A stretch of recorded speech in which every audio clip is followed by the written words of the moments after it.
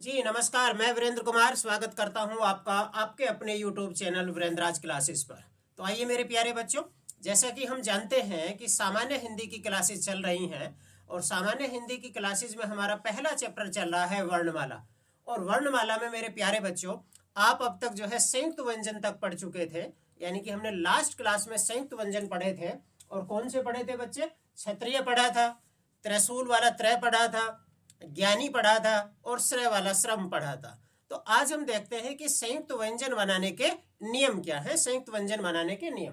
तो चलिए हेडिंग लगाते हैं हम, संयुक्त व्यंजन बनाने के नियम। संयुक्त व्यंजन बनाने के नियम।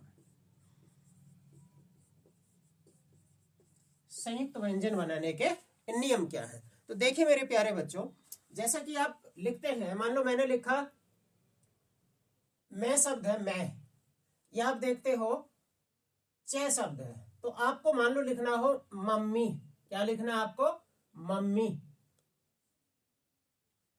तो आपने देखा, या आपने लिखा बच्चा, बच्चा। तो कुछ वर्ण ऐसे होते हैं बच्चे जिनमें खड़ी पाई होती है। खड़ी पाई का मतलब क्या होता है? ये जो इनका लास्ट वाला पैर है ये खड़ा पैर है। तो जब हम उसे आधा यानी कि हलंत वाला बनाते समय या संयुक्त व्यंजन बनाते समय हम क्या काम करते हैं बच्चों? तो खड़ी पाई को हम करते हैं अलग कर देते हैं। खड़ी पाई अलग कर दी हमने। तो एक नियम तो ये होता है कि जिन वर्णों के पास अपनी खड़ी पाई होती है, जब हम उसे संयुक्त या आधा व्यंजन बनाते हैं तो हम उसे क्या काम कर देते हैं? खड़ी पाई को हटा देते हैं बच्चे। क्लियर है? जैसे मान लो आपने लिखा विघ्न। क्या लिखा आपने? विघ्न। तो आप ऐसे लिखते हो बच्चों, विघ्न। आपने लिखा नग्न, नग्न, तो इस तरह से लिखते हो। तो आप देखो, जब घ लिखते हो आप, तो बच्चे उसमें खड़ा पैर है, ये खड़ा पैर है। तो एक बार क्वेश्चन पूछा गया कि पाई वाले वर्णों को आधा बनाते समय हम क्या काम करते हैं? तो उनकी पाई हटाकर हम उन्हें आधा बनाते हैं, यानी कि पैर। ठीक है, क्लियर है? ये हमने यहां से देखा, जब गैप लिखते हो तो गैप इस तरह से लिखते हो बच्चों। तो हमने क्या काम करा? जो इसका ये खड़ा पैर है हमने इसे हटा दिया, तो ये संयुक्त बना दिया या आधा बना दिया। आधे का मतलब हलंत वाला बना दिया। तो पहला नियम आप क्या कहेंगे? जिन वर्णों के पास जो है खड़ी पाई होती है, उस खड़ी पाई को हटाकर हम उसे आधा बनाते हैं या संयुक्त बनाते हैं। क्लियर? अब दूसरा देखिए, दूसरी अगर मैं बात करूं तो बच्चों आप ऐसा देखिए, आपने एक शब्द लिखा पक्का घर, उसका पक्का घर बन गया है। तो आपने क्या काम करा? देखो कै को कैसे बना दिया? कै को आपने ऐसे बना दिया, संयुक्त आधा बना दिया। तो आपने क्या काम करा?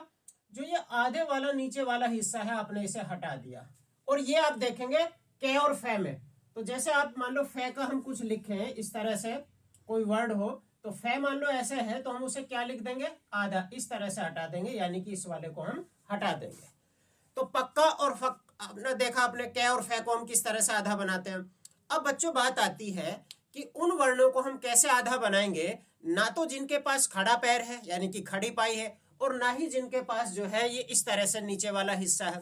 जैसे मान लो आपने कहा कि, मान लो आपने कहा बुढ़ा, बुढ़ा।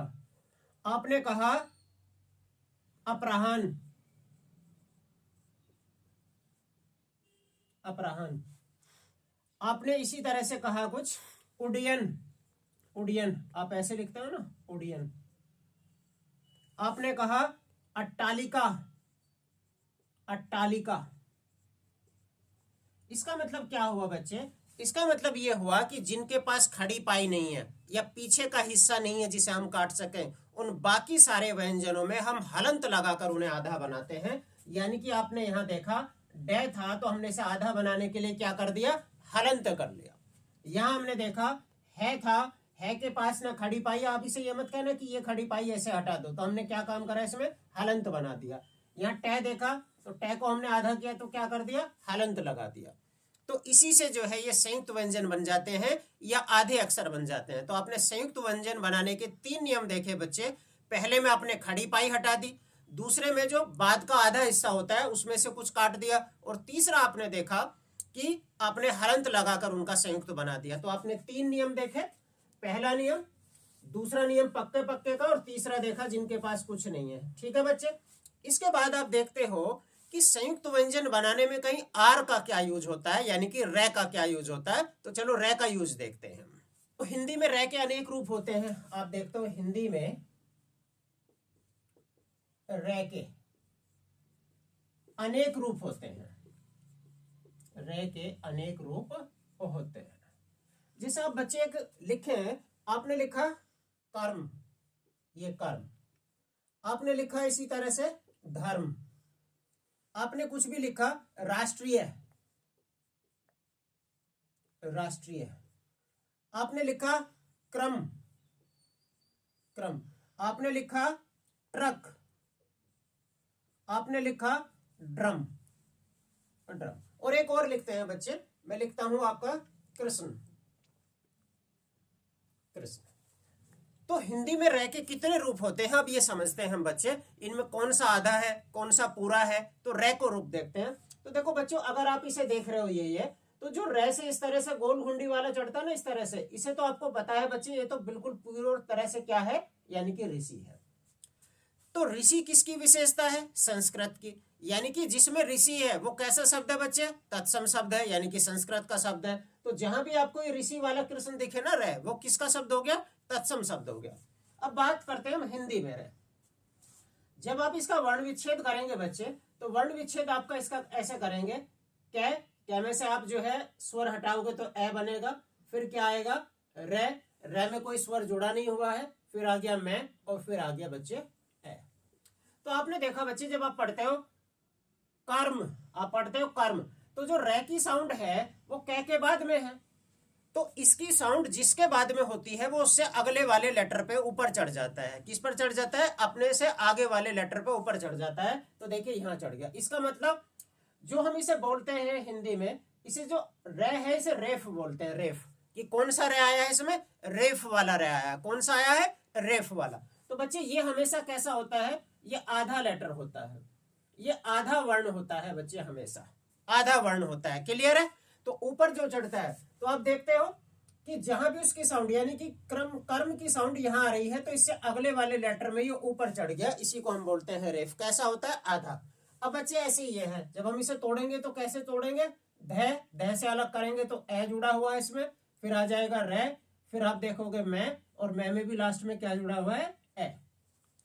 ये जो हम कर रहे हैं वर्ण विच्छेद करते हैं, ये भी क्वेश्चन पूछते हैं कई बार कि इसका वर्ण विच्छेद क्या होगा, इसका वर्ण विच्छेद क्या होगा। अब बच्चे यहां चलते हैं, अगर मैं इसका वर्ण विच्छेद करूं तो आप करोगे रे में क्या जुड़ा हुआ बच्चे, आ जुड़ा हुआ है।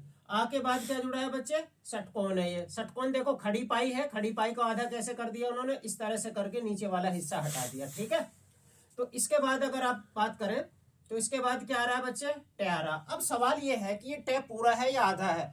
मैंने कई क्लासों में आपसे कहा था, जैसे आप देखते हो ये इस तरह से, आप देखते हो ये इस तरह से, कुछ भी आप देखते हो इस तरह से। तो बच्चे जो पूरा लेटर लिखा होता है ना, देखने में हमें पूरा दिखता है, लेकिन वो बच्चे होता है आधा।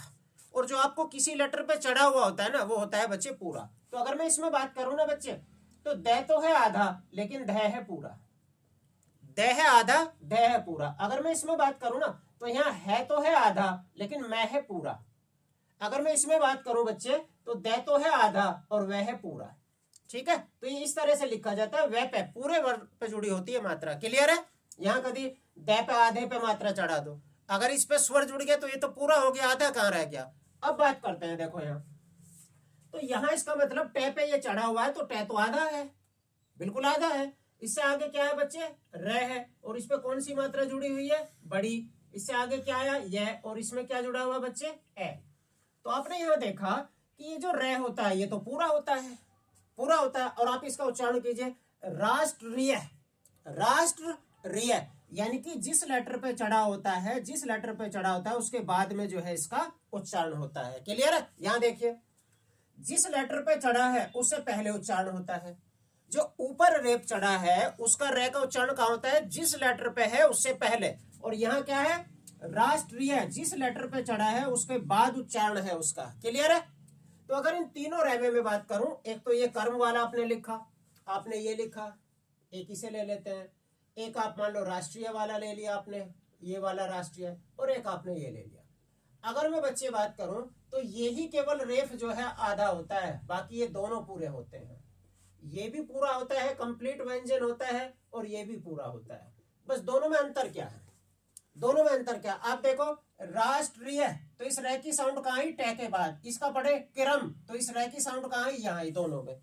इसका मतलब जो पूरे वाला होता है उससे पहले जो लेटर होता है जिसपे वो लगा होता है वो आधा होता है, लेकिन वो पूरा होता है। तो दोनों में डिफरेंस क्या है? दोनों में एक ही डिफरेंस है बच्चे। कभी भी आप कोई भी अक्षर लिखा हुआ देखोगे, कोई भी शब्द लिखा देखोगे, तो दो ही अक्षर होते हैं, टे और डे, जिनमें नीचे चढ़ता है, बाकी में किसी में नीचे नहीं चढ़ता है।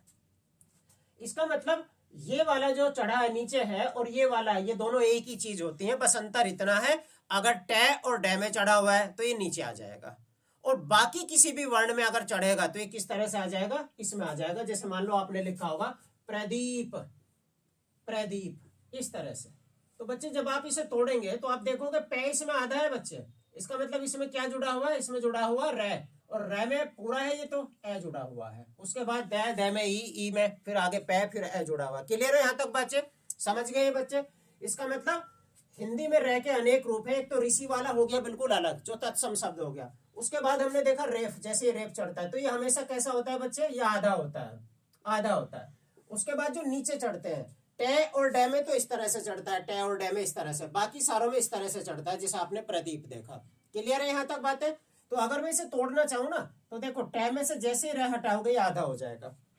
अभी आपने क्या लिखा था कि जिनके पास खड़ी पाई नहीं है और पीछे का हिस्सा नहीं है उनमें हलंत लगा के हम आधा कर देते हैं, हो गया। अब इसमें क्या जुड़ा हुआ है? रे जुड़ा हुआ है। ये तो रे पूरा है, पूरा है, तो इसमें क्या जुड़ रहा होगा? ए। ये पूरा बन जाता है जब दोनों मिलते हैं, ठीक है। फिर क्या लिखा है बच्चे? क्या है? क्या पूरा है तो पूरा करोगे, अगर इसे हटाओगे तो क्या जुड़ा हुआ? ए जुड़ा हुआ है। क्लियर है बच्चे रे के सारे? चलो हम आगे चलते हैं। अब चलो बच्चे, संयुक्त अक्षर से रिलेटेड क्वेश्चन है जो आजकल आप देखोगे पिछले 6 महीने में, 1 साल में जितने पेपर हो रहे हैं लगभग लगभग सभी में पूछा जा रहा है संयुक्त अक्षर। तो देखिए, एक होता है संयुक्त अक्षर, संयुक्त अक्षर। तो अगर मैं उच्चारण के आधार पर देखूं तो उच्चारण के आधार पर ये बच्चे होते हैं 3। कितने होते हैं? उच्चारण के आधार पर ये 3 होते हैं, पर 3 होते हैं। ये कौन कौन से होते हैं बच्चे? तो आप देखें, इनका पहला जो होता है उसे हम बोलते हैं संयुक्त।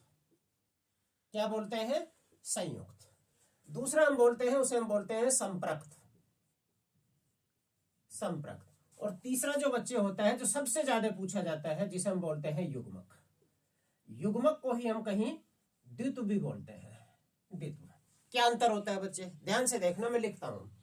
जैसे मैंने लिखा, मान लो प्राण, ध्यान से देखना, मान लो मैंने प्राण लिखा, तो आप इसमें कहोगे कि प्राण आपने लिखा तो क्या अंतर? पहले मैं एक एक लिख ही लेता हूं सब में, ठीक है। इसमें मैंने लिखा मान लो संबल, संबल, ठीक। इसमें मैंने लिखा बच्चा, ये सबसे ज्यादा पूछा जाता है, दिल्ली, इस तरह से। अब समझना बच्चे कि आपने उसमें जो है प्राण लिखा, या मलान, एक शब्द और हो सकता है मलान। देखो ध्यान से देखना, अगर मैं इसे तोड़ दूं बच्चे, इसे मैं तोड़ दूं तो आप कहोगे टे तो आधा है, नीचे वाला रे तो पूरा होता है रे, और ये क्या है दोनों? तो आपने कहा ये। ध्यान से समझना, इसका मतलब ये हुआ, और जब रे से ए हटा दोगे तो ये भी आधा हो जाएगा। जब आप इसे तोड़ोगे तो ये क्या है? मैं आधा है, खड़ी पाई है तो खड़ी पाई हटा के हमने ऐसा कर दिया। और फिर क्या है बच्चे? फिर लय है, और लय में भी क्या जुड़ा हुआ है? आ जुड़ा हुआ है। इसका मतलब ये हुआ कि यार एक ही स्वर के सहारे 2 वर्ण लिखे हुए आपने, तो एक ही स्वर के सहारे 2 वर्ण लिखे हुए हैं आपने, तो पक्की बात है। यानी कि जिन ध्वनियों में एक ही स्वर के सहारे 2 वर्ण लिखे गए हों उन्हीं को हम बोलते हैं संयुक्त। क्लियर है? जब एक ही स्वर के सहारे 2 वर्ण लिखे हों तो उसी को हम क्या बोलते हैं बच्चे? उसी को बोलते हैं हम संयुक्त। जैसे आप यहां देख रहे हो, आ के सहारे जो है 2 व्यंजन यानी कि 2 वर्ण हमने लिखे हुए हैं, मैं और ए। इसका मतलब हम इन्हें क्या बोलेंगे?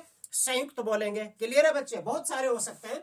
मान लो ये देखो ट्रक, तो ट्रक में आप देखोगे बच्चे टे तो आधा है, और इसके बाद आप देखोगे रे है। अगर रे से भी हटाओगे तो क्या जुड़ा हुआ इसमें? ए। तो आपने इसके सहारे कितने व्यंजन लिख दिए? आपने 2 व्यंजन लिख दिए बच्चे।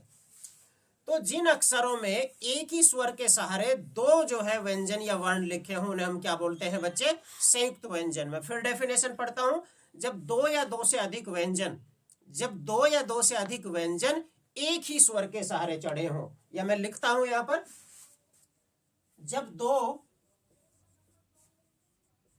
या दो से अधिक, जब दो या दो से अधिक व्यंजन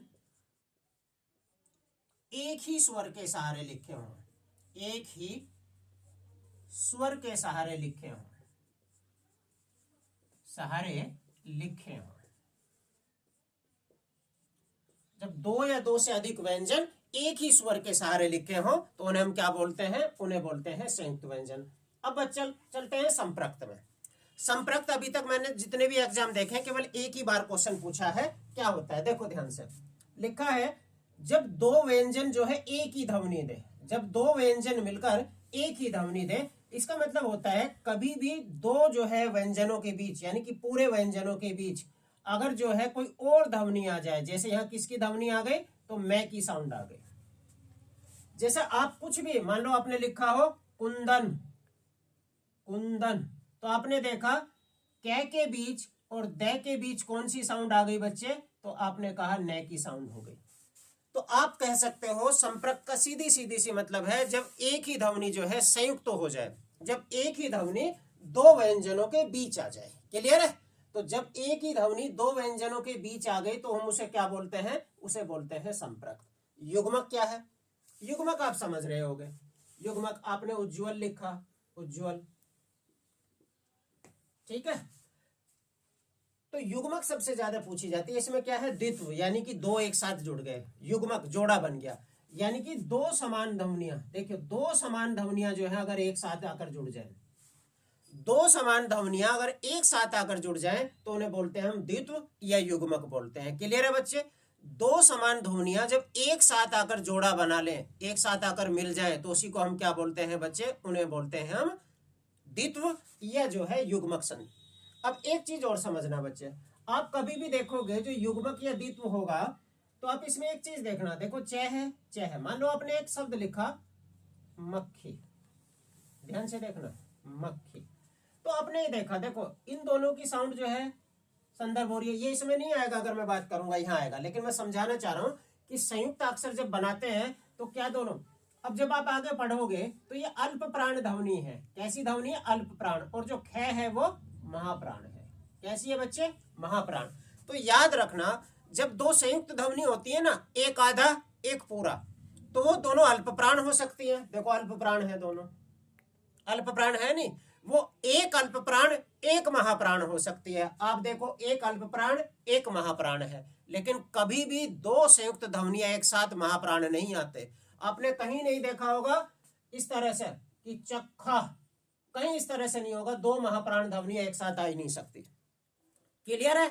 तो मैं कह रहा हूं कि एक जो है अल्प प्राण होगा, एक महाप्राण होगा, दोनों अल्प प्राण हो सकते हैं लेकिन दोनों महाप्राण नहीं हो सकते। तो मैं उम्मीद कर रहा हूं कि संयुक्त व्यंजन बनाने के नियम या संयुक्त अक्षर कितने होते हैं उच्चारण के स्थान पर आप समझ गए होंगे। तो चलो बच्चों आगे क्लास बढ़ाते हैं आज के। चलो बच्चों अब आगे हम देखते हैं कि वर्ण विच्छेद कैसे करते हैं। वर्ण विच्छेद का मतलब होता है कि किसी भी शब्द को वर्णों में तोड़ देना। तो अगर वर्ण विच्छेद की मैं बात करूं तो शब्द को वर्णों में तोड़ना, वर्णों में तोड़ना, यह होता है वर्ण विच्छेद। ठीक है, शब्दों को, किसी भी शब्द को अगर मैं वर्णों में तोड़ दूं तो ये होता है वर्ण विच्छेद। जैसे आपने अब की बार पैट का पेपर हुआ था तो किसी एक पेपर में क्वेश्चन पूछा था इसका सही वर्ण विच्छेद क्या होगा। तो क्या होता है वर्ण विच्छेद, कैसे हम वर्ण विच्छेद करते हैं, तो इसी को समझते हैं बच्चे।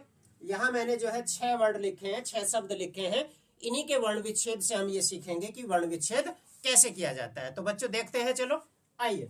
आप देख रहे हो यहाँ लिखा है मानक। ठीक है, देखो बच्चे सबसे पहले क्या है? मैं है। तो जब मैं में क्या जुड़ा हुआ? आ है। अगर आप इसे आ अलग करोगे स्वर को तो बच्चे ये तो आधा ही रह जाएगा, तो ये हो जाएगा आ। क्लियर है? मैं में आपका क्या जुड़ा? आ का डंडा। आ का डंडा मतलब आ, और किसी भी व्यंजन से अगर आप स्वर को अलग कर दोगे तो वो कैसा रह जाएगा? वो आधा रह जाएगा, हलंत वाला। अब हो सकता है मैं ऐसे ना लिखा हो, मैं ऐसे ना लिख के वो क्या लिख सकता है बच्चे, ऐसे लिख सकता है, क्योंकि आधा में आप ऐसे लिखते हो। क्लियर है? चलो, तो उसके बाद हम क्या देखेंगे, उसके बाद हम देखते हैं कि न है। अब न में क्या जुड़ा है बच्चे, न तो आधा नहीं है, तो आप साउंड करो न, तो आपको ऐसा लग रहा है ए जुड़ रहा है, तो जैसे इससे ए अलग करेंगे तो ये तो आधा रह जाएगा, आधा रह जाएगा। क्लियर है?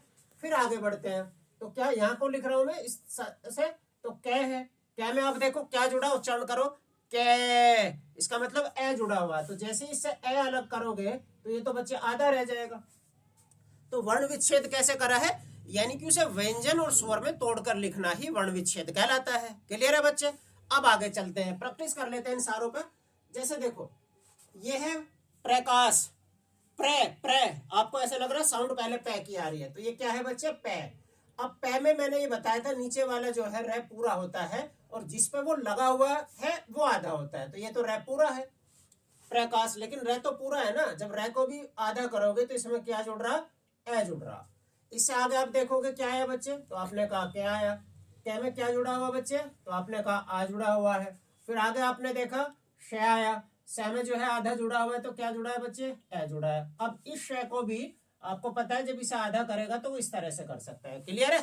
खड़ी पाई हटा सकता है, उसकी गायब कर सकता है। ये हो गया प्रकाश का वर्ण विच्छेद। आगे चलो, यहाँ देखो रे में क्या जुड़ा हुआ बच्चे, तो आपने कहा आ जुड़ा हुआ है जी। आगे क्या आया, आगे तो आधा शे आया, ठीक, या खड़ी पाई हटा सकता है जैसे यहाँ लिखा। फिर आपने कहा आधा, क्या आगे क्या आया है, तो आपने कहा टे, टे तो आधा है, मैंने पहले ही बताया था, जिसमें नीचे वाला रे चढ़ा होता है वो आधा होता है, और जो रे होता है वो पूरा होता है। तो आपने कहा फिर क्या आएगा, रे आएगा, रे से अलग करोगे तो क्या जुड़ रहा, ए आ गया, तो ये हो गया राष्ट्र। फिर आगे चलते हैं, पै, पै में क्या जुड़ा हुआ है, ए जुड़ा हुआ है। फिर आगे आप करें पति, तय, तय में क्या जुड़ा हुआ है, छोटी जुड़ी है बड़ी, तो आपने कहा छोटी, ये हो गया राष्ट्रपति। कर दोगे वर्ण विच्छेद, समझ में आ रहा है? बस स्वर और व्यंजन को अलग अलग लिखना ही वर्ण विच्छेद कहलाता है। आगे चलते हैं स्वास्थ्य। देखो ये कैसा स्वास्थ्य है, ये आधा है, अब वो ऐसे भी लिख सकता है खड़ी पाई हटा के।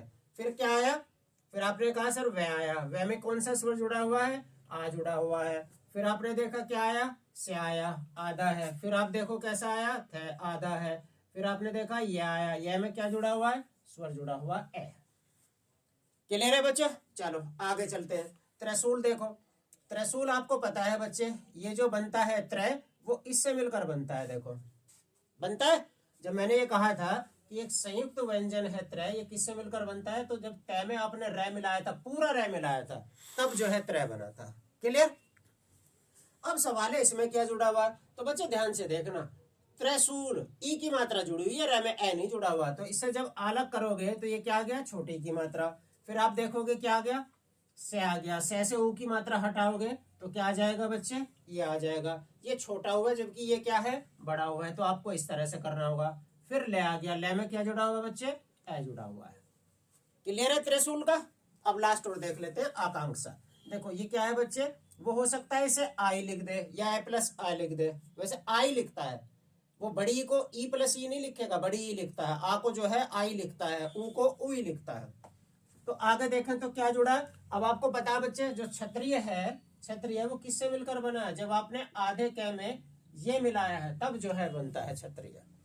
तो यहाँ कौन सा आ गया, तो आपने कहा आधा क्या आ जाएगा, फिर क्या आ जाएगा, ये आ जाएगा। अब इसमें क्या जुड़ा हुआ है, तो आपने कहा आ जुड़ा हुआ है। वैसे एक बात और याद रखना, और आ में जो है हलंत भी जुड़ा हुआ, तो अंकी बिंदी आप लगा सकते हो। फिर आपने देखा श है, श में क्या जुड़ा हुआ है, आ जुड़ा हुआ है। तो ये हो गया आपका आकांक्षा। क्या हो गया, आकांक्षा। क्लियर है बच्चे? ठीक है, तो इस तरह से जो हम वर्ण विच्छेद करते हैं। कभी कभी हमसे क्वेश्चन पूछ लेते हैं कि निम्नलिखित में से सही वर्ण विच्छेद कौन सा है। ठीक है, चलो आगे और चलते हैं, आज की क्लास में आगे बढ़ते हैं। अब हम चलो बच्चों आगे देखते हैं कि जब हिंदी का विकास हुआ तो उस प्रक्रिया में नौ व्यंजन और अपनाए गए थे, वो कौन कौन से होते हैं। तो देखो, यानी कि हिंदी के विकास प्रक्रिया में, हिंदी विकास प्रक्रिया में, हिंदी विकास प्रक्रिया में 9 व्यंजन और अपनाए गए, वो कौन कौन से हैं उन्हीं को हमें देखना है। 9 व्यंजन और अपनाए गए, तो पहला देखते हैं, पहला कौन सा आया। तो बच्चों मराठी भाषा से एक अपनाया, मराठी से। वो कौन सा है, वो इस तरह से देखते हो ना आप, इस तरह से। तो ये मराठी भाषा से अपनाया। कई बार क्वेश्चन पूछ लेते हैं कि मराठी भाषा से निम्नलिखित में से कौन सा व्यंजन या कौन सा वर्ण ऐसा है जो हमने जो है मराठी भाषा से अपनाया है। मराठी के शब्दों में लिखा मिलेगा आपको, ठीक है। इसकी जो उच्चारण होता है वो ए के समान ही होता है। किसका समान होता है, ए के समान। दूसरा जो आप पढ़ चुके हो बच्चों वही है, एक होता है प्रचलित संयुक्त व्यंजन। प्रचलित संयुक्त व्यंजन, ये क्वेश्चन कई बार क्वेश्चन पूछा गया है कि निम्नलिखित में से प्रचलित व्यंजन कौन सा है। जो आपने संयुक्त व्यंजन में पढ़ा है ना, वो यही प्रचलित संयुक्त व्यंजन है। क्या है ये, प्रचलित संयुक्त व्यंजन यही है, ठीक। बस वहां आपने जो पढ़ा था ये, तो कैसे पढ़ा था आपने, तो वहां पढ़ा था इस तरह से, से में अगर आपने रै जोड़ दिया तो क्या बना था ये, इस तरह से, ठीक है। अब आप इसमें ऋषि जोड़ेंगे श्रृंगार, तो ऐसे बन जाएगा, ऐसे बनेगा। तो जो प्रचलित संयुक्त व्यंजन है वो कौन सा है, ये है। क्लियर है। तो मराठी से हमने क्या अपनाया, ये ए के तरह साउंड देता है। और संयुक्त प्रचलित व्यंजन किसे बोलते हैं, हम श्रेय को बोलते हैं। तीसरी चीज देखो, तीसरा बड़ा इंपॉर्टेंट है बच्चे, अपभ्रंश से अपनाए हमने दो, ये बड़े इंपॉर्टेंट है। अपभ्रंश कौन कौन से अपनाए अपभ्रंश से, तो आपने कहा ये जो डे डलिया था ना आपके पास पहले से, इसमें बस हमने नुक्ता लगा दिया नीचे। क्या लगा दिया, नुक्ता। तो ये डे नहीं बना बच्चे, ये बना अडे। क्या बना, अडे। अगर इसकी प्रोनाउंसिएशन करें तो कुछ इस तरह से दिखाई देगी, अडे, इस तरह से, ठीक है, अडे। और ये क्या बना दूसरा, जो आप डे ढक्कन पढ़ते हो ना, ढे, उसी में नीचे नुक्ता लगा दिया। तो बच्चे ये क्या हो गया, ये हो गया अढ़े। क्या हो गया, अढ़े। इस तरह से प्रोनाउंसिएशन होती है इसकी क्या होती है, अगर नुक्ता लग रहा है तो वो डे नहीं है, क्या हो गया, वो अढ़े। और अगर इसमें डे में नुक्ता लगा तो वो क्या हो गया, अढ़े। अब देखो बच्चों, दिख तो नहीं रहा ना कि इसमें पहले ए जुड़ रहा, इसका मतलब इसमें पहले कुछ ना कुछ जुड़ रहा है। इसका मतलब ये हुआ कि कभी भी किसी शब्द की शुरुआत इन लेटर से नहीं हो सकती। मैं फिर बोल रहा हूं बच्चे, कभी भी इन व्यंजनों से कह लो कोई शुरुआत नहीं हो सकती किसी भी शब्द की। ये हमेशा कहाँ मिलेंगे, ये किसी शब्द के बीच में मिलेंगे या अंत में मिलेंगे। क्लियर है। तो मान लो आपने ऐसे लिखा, आपने लिखा सड़क, सड़क, तो सड़क में तो ये आएगा बच्चे। लेकिन अगर आप कहें डमरू, डमरू, और इसमें ये लगा दिया तो बच्चे ये गलत हो गया। कभी भी इनसे किसी शब्द की शुरुआत नहीं हो सकती। क्लियर है। इनसे कभी किसी शब्द की शुरुआत नहीं हो सकती। ये हमेशा कहाँ आएंगे, या तो बीच में आएंगे या एंड में आएंगे। अब सवाल एक और पूछा कि ये जो ये लिखा है, आपने लिखा निडर, क्या लिखा बच्चे, निडर। आपने लिखा ये बुड्ढा, इनमें कौन सा आएगा, इनमें कौन सा आएगा। आपने निडर लिखा, निडर का मतलब क्या है, अगर किसी वर, मान लो कोई भी व्यंजन है, इसमें क्या है, नी प्लस डर है, नी प्लस डर है, तो ये उपसर्ग है बच्चे, उपसर्ग जुड़ा हुआ है। इसका मतलब अगर किसी शब्द में उपसर्ग के बाद जो डे या डे आ रहा है वो डे या डे होता है बच्चे, अडे या अडे नहीं होता। अगर आप इसमें इस तरह से लगा देंगे ना निडर, तो ये गलत हो जाएगा बच्चे, क्योंकि जो शब्द था वो डर था, और डर जो शब्द था उसमें तो शुरुआत ही डे से हो रही है, तो इसका मतलब उसमें डे ही था, वो अडे नहीं था, बस हमने उसमें उपसर्ग जोड़ा है। तो मैं फिर बताता हूं बच्चे, अगर किसी शब्द की शुरुआत उपसर्ग से हो रही है तो उसमें जो डे दिखाई देगा वो कैसा दिखाई देगा, डे ही दिखाई देगा, अडे नहीं दिखाई देगा। दूसरी चीज और समझो, यहां देखो बुड्ढा दिख रहा है, बुड्ढा, तो आपको ऐसे लग रहा है ये दोनों जो है संयुक्त बन रहे हैं। क्या बन रहे हैं, दोनों संयुक्त बन रहे हैं। तो याद रखना बच्चों, अगर डे और डे को मिलकर कभी संयुक्त व्यंजन बनाया जा रहा तो वहां भी जो है अडे या अडे नहीं होते, वहां भी क्या होता है बच्चे, डे और डे ही होते हैं। क्या होते हैं, डे या डे ही होते हैं। ठीक है। जैसे आप मान लो एक शब्द और लिखते हो गड्ढा, इस तरह से लिखते हो ना गड्ढा, तो बच्चे ये अंकी बिंदी वाले नहीं होंगे। अगर अंकी बिंदी है तो ये गलत है, नुक्ते वाले। कैसे लिखे जाएंगे गड्ढा, तो गड्ढा ऐसे लिखा जाएगा। क्लियर है। तो ये कहाँ आएंगे, ये किसी शब्द के बीच में आ सकते हैं, अंत में आ सकते हैं, लेकिन जिन शब्दों की शुरुआत किसी उपसर्ग से हो रही है वहां ये बीच में भी नहीं आएंगे, या जहां जो है डे और डे मिलकर संयुक्त हो रहे हैं वहां भी नहीं आएगा। आप कहो, मान लो आपने कहा उड्डयन, आप कहो दोनों अलग अलग आएंगे तभी होगा क्या? ये नहीं होगा।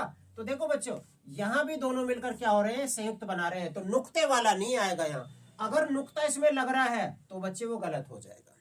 क्लियर है? गलत हो जाएगा। तो ये तो हमने समझे कहाँ है।